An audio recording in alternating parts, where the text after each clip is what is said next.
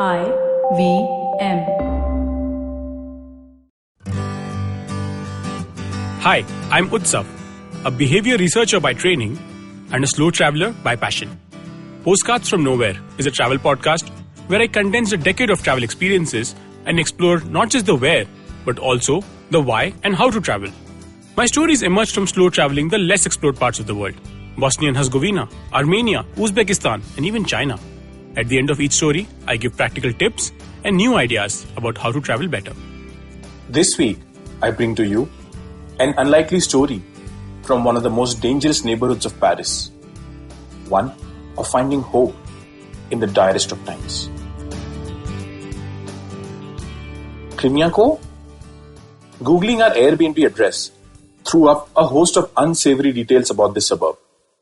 Known for being multicultural, and despite being close to some key attractions, the place does not feature on the tourist map. A family member spooked us further. She said that most neighborhoods in northern Paris are actually unsafe. And yet, Airbnb had glowing reviews about this listing, which put us in a fix. We checked out the cancellation policy, and a 50% loss was too much to take. We decided to take our chances. We arrived on a cold December rainy afternoon, and despite having perfect directions from our host, we lost our way. I mean, you could say that my impeccable sense of direction may have had something to do with it. A few calls and a balcony lookout later, we were greeted by Phil, a French gentleman living by himself. The room was exactly as it was shown in the listing. But what we were not prepared for was the living room. At once, you could find Phil's living room to be an unorganized, chaotic mess of stuff strewn around, or a place with a vintage feel, with each piece of art curated and furniture carefully chosen. And in the middle of it all sat Phil at his large wooden desk, with piles of papers precariously balancing themselves. He was looking up municipal records and architectural plans, as his latest passion project was to restore a watermill at his late father's home in the countryside.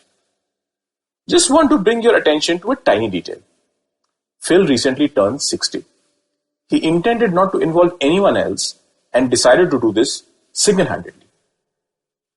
Because this is not the first time he took on an impossible project. At the height of his career, Phil was a fashion photographer, music concert organizer, and world traveler. He has organized concerts in Mali, traveled and lived in Cuba, and the best of all, been to India. This I discovered as I saw a bobblehead of a Kathakali dancer sitting proudly in his living room. Phil regaled us with the story of the time he photographed Amitabh Bachchan and Rekha for a fashion magazine, not realizing how big a deal they were until there were mobs of people trying to crash the shoot. And yet, one of my most vivid memories of that stay is of the story he narrated from a really dark time in French contemporary history. 2015 Paris attacks.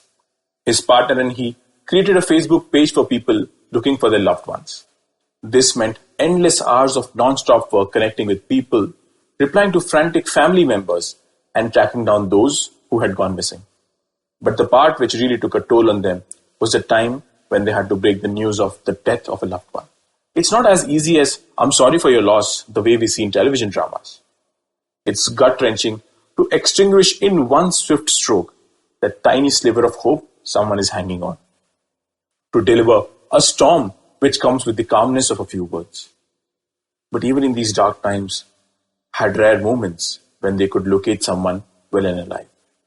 That call was cathartic, and the contrast must have been telling for Phil. To deliver a storm of relief and happiness with the calmness of a few words. There is a Latin word, genius loci, which has nothing to do with the word genius as we understand it today. The original use means the role of place in personhood, of how comets of chance and tides of circumstance shape us to become what we are today.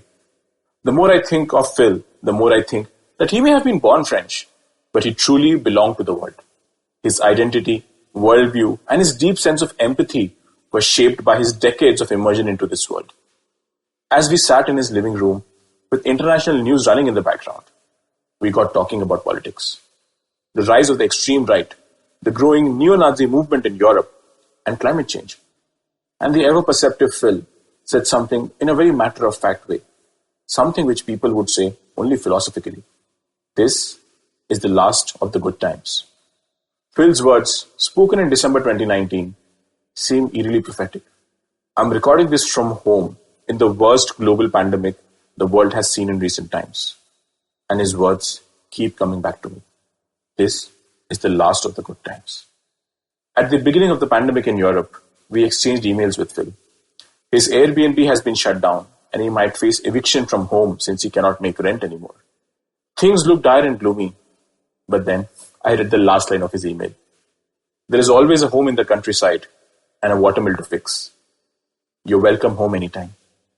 I may not know most of you out there listening to me, but in a very warped sense, we are all going through what none of us were prepared for. These are trying times, financially and emotionally. But as J.K. Rowling said, happiness can be found even in the darkest of times, if only one remembers to turn on the light. I urge you to turn on that light, or even better, be that light for someone. Because if we all do so, I am sure this is not the last of the good times. If you like this podcast, don't forget to check out other interesting podcasts on the IVM network.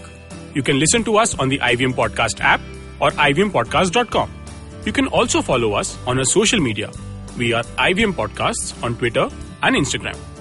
And if you want to reach out to me, I am Utsav Memoria on Twitter and YVTravel42 on Instagram.